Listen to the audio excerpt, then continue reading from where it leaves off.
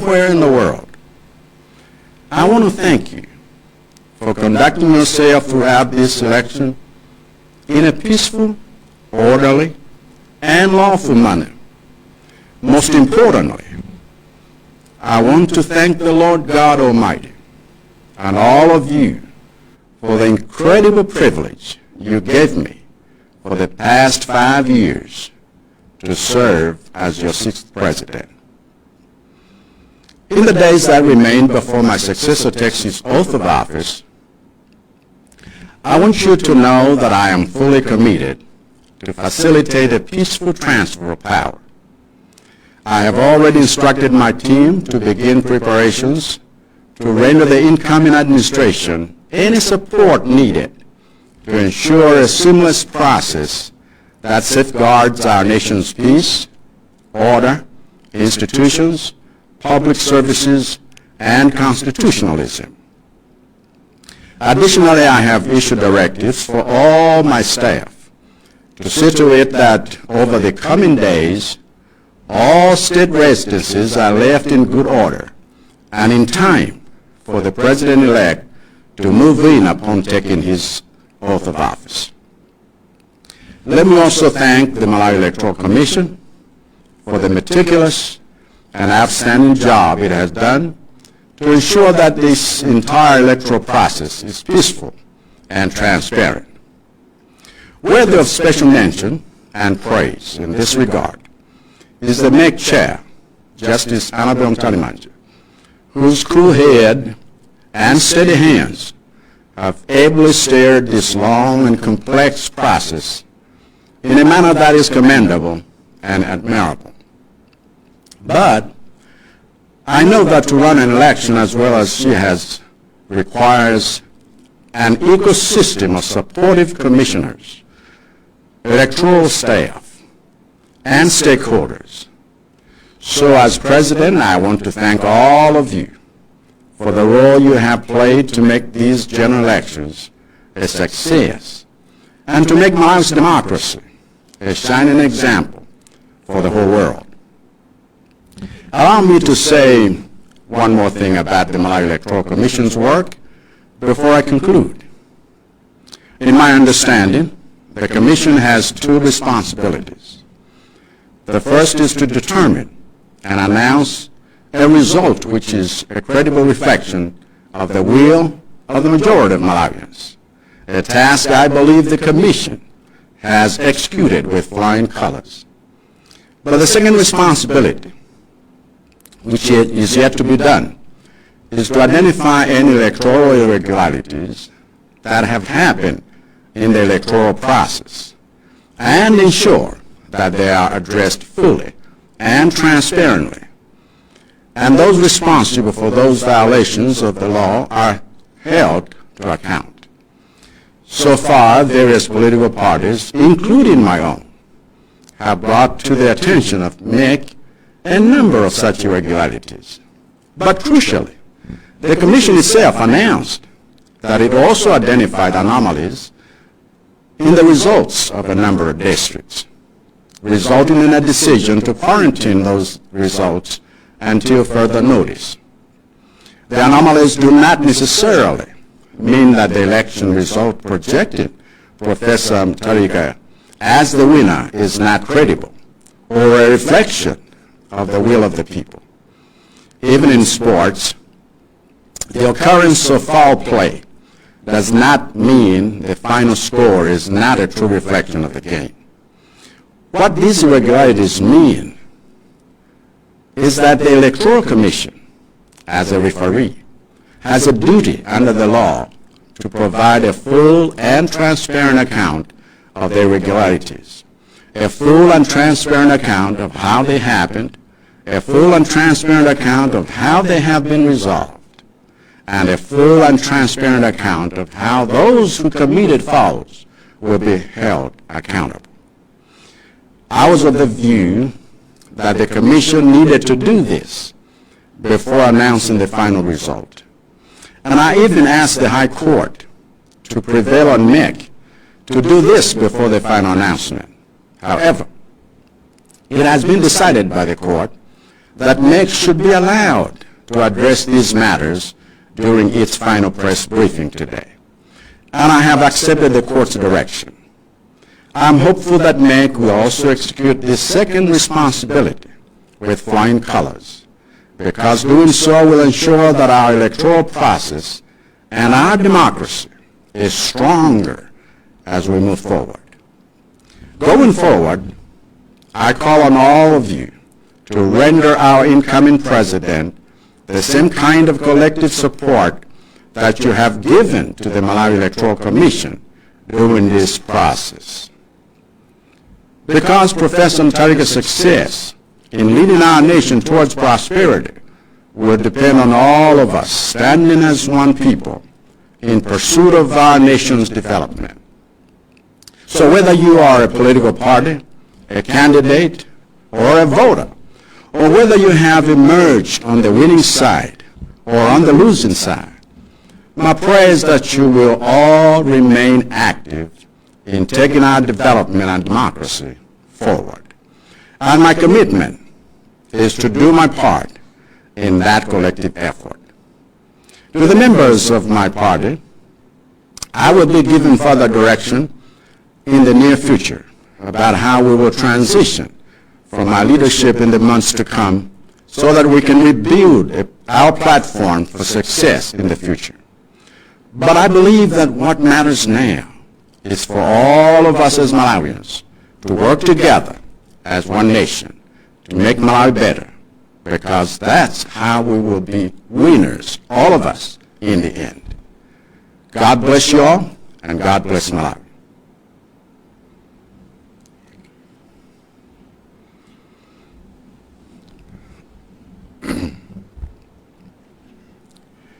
Amalanzanga, Zana, Ama Electoral Commission, adalengeza zotsatira zimene atata kufufuza za vote ya president kuma council 11 adabweretsa tsopano makhansolo wonse amene awerengera kukhala 24 kumanena kuti kwangotsala makhansolo 12. Ndiye kuchokera pa zimene adalengezazo zimachita kuonekeratu kuti amene ndimapikisana nawo His Excellency Professor Arthur Peter Mutharika wa Democratic Progressive Party anali atatsogola kotero kuti sangapezekenso. Ndiye zimaonetsa kuti amene apambane ndi iwowa.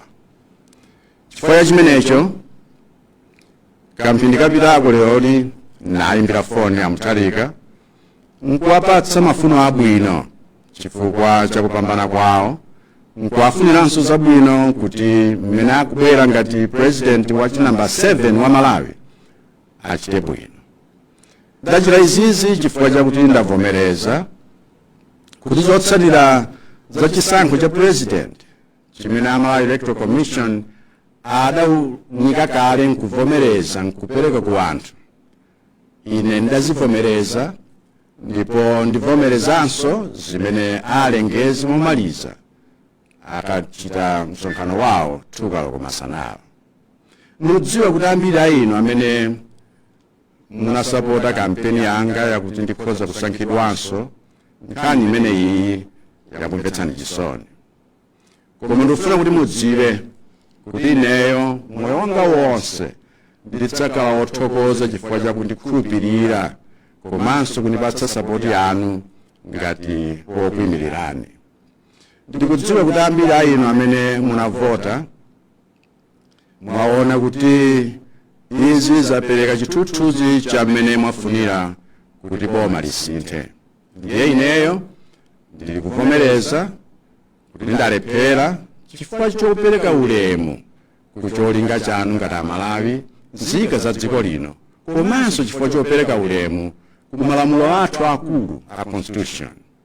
Ndiye kaya mnavota kaya simungavote, kaya ndinu Malawi kulikonse pa dziko lapansi lino, ndikufuna ndikuthokozeni chifukwa chakuchita zinthu zonse mwamtendere, mwabata, komanso motsatira malamulo. Koposera pamenepa ndifuna ndiyamike Yehova Mulungu wamphamvu yonse ndi onse inu amene mwandithandizira ponipatsa mwayi wakuti ndikhoza kukutumikirani mzaka 5 zapitazi ngati president wanu wa nambala 6. Masiku akubwerawa asanalumbiritsidwe president amene atenge malo anga, ndifuna ndikudziwitseni kuti ndadzipereka kuti pakhale kupatsirana bwino kwa ulamuliro.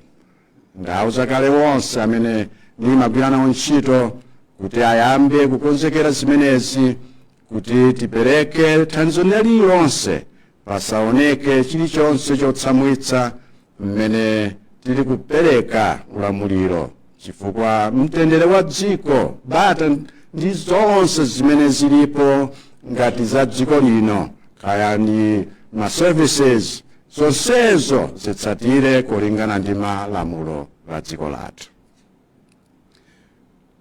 Ndiponso ndapereka ulamuliro kwa onse amene akugwira ntchito kuno ku State House kuti masiku akubwerawa nyumba zonse za boma zikhale bwinobwino, zikonzedwe bwinobwino kukonzekera a president amene abwere akalumbiritsidwa. Munilole ndithokozenso a Malawi Electoral Commission chifukwa cha ntchito yawo yapamwamba imene wachita kuonetsetsa kuti zonse zokhudzana ndi masankho amenewa zachitika mwamtendere komanso poyera. Makamaka ndithokoze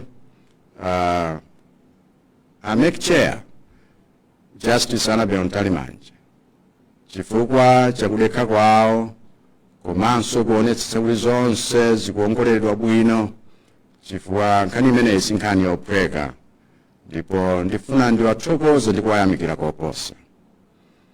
Koma mudziwanso kuti kuyendetsa masankho ngati amenewa pamafunikiranso ambiri oti awathandize, monga ma commissioner waja, staff yonse ya masankho, ngakhalenso wonse amene amakhudzidwa. Ndiye ine ngati president ndifuna ndithokoze nonse chifukwa cha gawo lanu kuti masankho a chaka chino akhala masankho opambana, kuonetsa kuti demokrasi Malawi ifuna kuonetsa chitsanzo chabwino ku dziko lonse lapansi. Kwa mundilole kuti nkambeponso mfundo ina pokhudzana ni nkhani ya ntchito ya meki ndisanamalize. Mkumvetsa kwanga commission iyi ili ndi maudindo awiri. Udindo woyamba nkuonetsetsa kuti alengeze zotsatira za chisankho munjira imene iliyovomerezeka, komanso kuonetsa chifuniro cha wonse amene avota amene nambala yawo yachulukira. Ndiye ndikukhulupirira kuti a commission wagwira ntchito imeneyi koma mwapamwamba.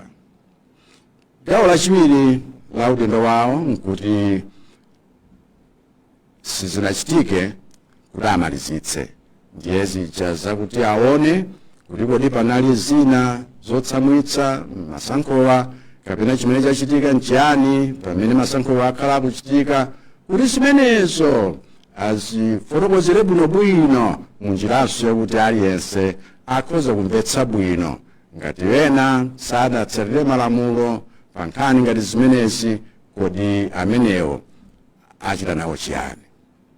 Chifukwa mmene ndikuoneramu zipani zingapo zinapereka madandaulo wawo, ngakhalenso chipani chathu kubweretsa madandaulowo kumeki kuti alongosole bwinobwino zina zimene zimaoneka ngati sizidayende bwino. Koposera pamenepo iwo eni ake a commission analengezanso kuti pawokha anapeza zina zimene amaona kuti sizidakhale bwino, ndipo mpakana amayimitsa makanso angapo kunena kuti ayitamba tayika pambali chifukwa tifuna tizionetsetse bwino. Tsono ngati anazindikira kuti pali zina zimene sizinali bwino, izi zisatanthauze kuti kutsogola kwa Profesa Mutharika ngati wopambana kapena kuti ndi amene wawina zisakhale ngati kuti tikunena kuti sizidatero ayi, koma icho ncho chithunzithunzi cha zimene anthu afuna. Ngakhale tu pa masewero ampira mwachitsanzo kuti wena akaponda anzawo sizitanthauza kuti zigoli zakhala bwanji kothera ayi, chifukwa zigoli zija zimene zimadzanena kuti wapambana ndani, ndipo ngakhale iwo amene anaponda anzawo amapatsidwanso chilango mu nthawi yake, koma ameke monga ngati lifariri amene wayendetsa izi ali ndi udindo tsono ofotokozera bwinobwino kuti aliyense amvetse kuti zimene sizidayende bwino nziti, ndipo tinachita chiyani, kuti chidachitika ndi nchiyani, komanso tapeza kuti zimenezo tatha nazo motani. Akafotokoza bwinobwino zinthu za mtundu umeneyo, ndiye kuti ngakhale wena anachita mosatsatira malamulo amenewo ayankhepo. Ine maganizo anga ngakuti akomishoniwa adafunika afotokoze zimenezo asanapereke zotsatira zomaliza. N'chifukwa chake napita ngakhale ku khoti kuwapempha kuti kodi bwanji achitekaye zimenezo. Ndiye khoti wanena kuti ayi iwowo angopereka zotsatirazo, koma poyamba afotokozere zimene wapeza ndi zimene wayankha kuti zonsezo zatheka asanalengeze zotsatirazo. Ndiye ineyo ndidavomereza zimenenso anatipangira wakukhoti akubwalo la milandu kuti titsate zimenezo.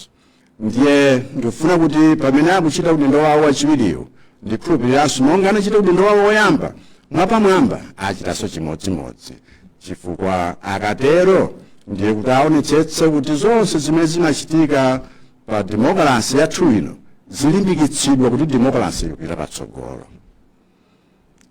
Ndiye mene tikukamba zopita patsogolo ndifuna ndi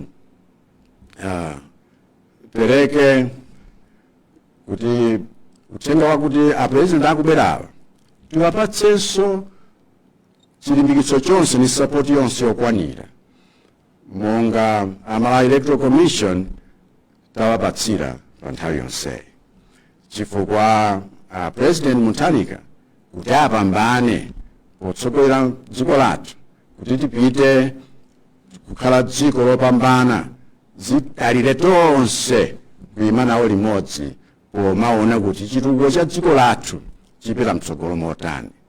Ndiye kaya ndinu wachipani chakuti kaya mwina mnayima nawo pamasankho amenewa, kapena inu mnango ukavota, kapena mwaona kuti mbali yanu yawina kapena mbali yanu yaluza, pemphero langa nakuti tonse tikhala ndi chidwi chomachita nawo zinthu zimene zithandizire chitukuko cha dziko lathu komanso demokrasi ya dziko lathu. Ndipo kudzipereka kwanga nkwakuti ine ndidzachita gawo lofunikira kuti tonse mumodzi wathu tikhoza kuchita zimenezi. Kwa inu amene muli mamembala a Malawi Congress Party, ndifuna ndipereke maganizo anga poserapo kuti kodi titani tsopano potsimikizira za utsogoleri komanso ndi zochitika kuti timange bwanji chipani chathu ndi kukonzekera chipambano kutsogoloko. Koma ndikhulupirira kuti chimene chikufunika kwambiri pali pano kuti tonse ngati Amalawi tigwire ntchito mogwirizana ngati mtundu umodzi kuti Malawi akhale wabwino kuposera kale, chifukwa chimenecho chimene chitipangitse kuti tonse tikhale opambana kumapeto kwake. Ambuye akudalitseni nonse, Mulungu adalitsenso Malawi.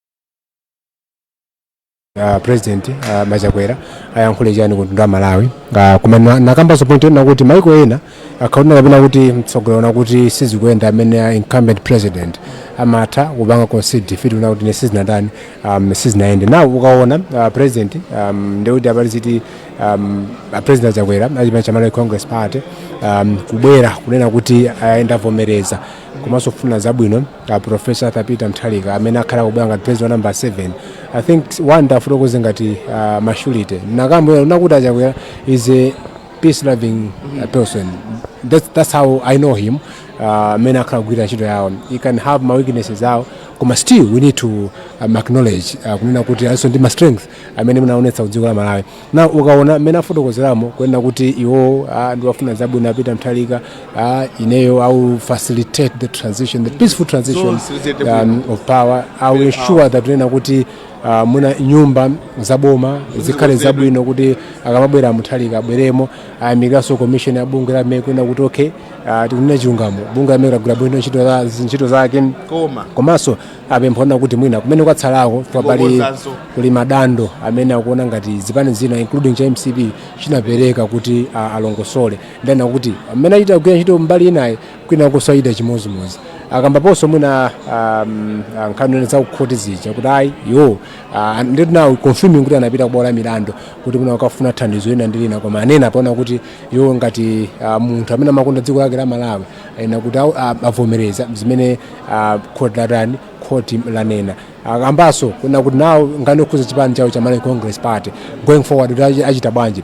because atsindikaso na kuti iwo ngati mtsogoleri wa chipanicho akhakumana ndi atsogoleri onse chipani okay going forward. What I know is it sounds ambiri ine ndikamankhani okuzanga DPP you remember the death of Professor Bingu Mthalika. People thought DPP actually was buried off amona ngati ita koma I remember Bingu akolowa m'manda analankhula Peter Mthalika kuna kuti I will not leave you alone anthu achipani cha DPP and tibwera somboma. People thought it was a joke. Tina on 2014 after 2 years DPP actually nabwera somboma. Anachokaso Peter Mthalika 2020 anabwerera chisankho chavuta nawo nthawi Dr. Chakwera atenga boma ndi Tonse Alliance iwo ajasanavute anapita kuimba wakhala basi. Now he's back in the government. This should teach us kamena president andakuna kuti suka pena zose zatha zose sizinatha and mena afunokoza president nakuti okay tikhala basi ngati chipani we strategize going forward. What should we do? That's the point. And mene ngapembe achipani cha Malawi Congress timve zimene mtsogoleri wathu wani napasa kanka zokhuza phokoso no because if abafuna adzedzeduke no apapa singalina kuti muna achite maphokoso athamange zikwanje kapena cha mtsogoleri wawo walankhula komanso our president alankhula kunena kuti tiyeni ngati chipani tikhala pasi nkoza zinthu nde iwonso kuyambira member pass background they should be part of that process. If it's about rebuilding the path they have to do that together the way they've been doing or they did kufika panopa nde ngati chinakhala ko remember inakhala ko position ya DMCP inabaso mboma tinaona apa tumika zaka 5 mwayi uliponso na utsogoloko ngati angakonze fundo zawo komanso ndondomeko zawo atuzabweso mboma nde sikapena kuti anthu akatanda kuti apa basi tatha no chimene ndingapemba I should agree with him Dr. Chakwera kuti ankhana khale basa longosoke zinthu kuti zilongosoke. Munamba kweni ya studio so press briefing time ya 2 o'clock apamene abwere justice anapita imene mwina kweni kano say uyomba nkota mwanto nwachi na chamba tinena kuti ndayamikire a president Chakwera chifa chobwera poera tinamva tinamva nyumba zolusa nkhani zinalemba plus yathu kuti Dr. Bagiri Muluzi former president actually anapemba that means we ended up winning just consider defeat the way other political parties and the leaders have done. Inosinga tukhala chabwino apaso anena kuti oso leroli anaimbira phone Bagiri Muluzi wafuna zabwino mean to say upanko see defeat ngati areta ayamikire. That's the machine, that's the democracy kudan democracy kupambana and I'm telling you Chakwera atenga makredi ambiri chokera kwa and even other countries. as you remember 2020 I mean, when actually Mutharika left peacefully, if the American government actually acknowledged actually, this the democratic, that's what we want if we're talking about the democracy. The same with Dr. Chakwera. I know kunena kuti ndekuti ena even mabungo mwesaboma maikuena okay, this is the kind of democracy we want. Accepting the menaces na end. There's always next time. I know maleso ndambiri. Ne kuma point yanga ndo nakuti chonde ndipemphe azathu achimani chamane Congress party otsatira chonde no matter what ngati Mtsogoleri wabona kuti sizinaende, let's accept tentivomereze, then we should go back ngati chipani tikakonze pofuna kukonzapo because chilingati school lero temuni mwana walakwa suka pena mwana waja muzi timaona makolo mwana waja walakwa ama ona kuti even yena kumpangira party walakwa motivating. Okay, what should we do after party jamma mkhale pasi nkukonza okay mwana wanga kuti ukakhoze mayeso upange choncho chimozi zachitikazi tisatenge ziwanje tisatenge miyawo kupita kuti zikaimba ndi no. The thing is let's go now tikhale very aggressive kukonza chipani pamene panakwika ndi pati alongosola pamene paja kulongosola ngati a president amikira bunge la make ifeso let's appreciate ndakandu kamba mwena pano pa vindicated ndakandu mandinyoza kuti ayi niyo khanga ndinakumeke koma nawe have been vindicated.